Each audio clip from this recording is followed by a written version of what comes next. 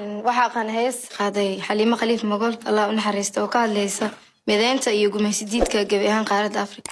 Okay, sidaan.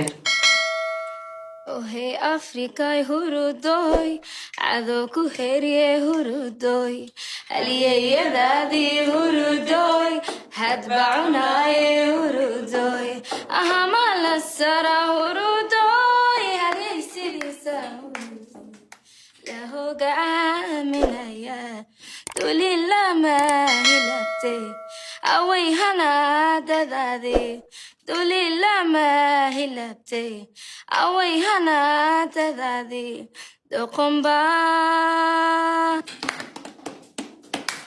habawsane waligeed halaysane sida xooliba xirana lagu Okay, maadsantii nijmee loo saabiyo dhamaan ardayda.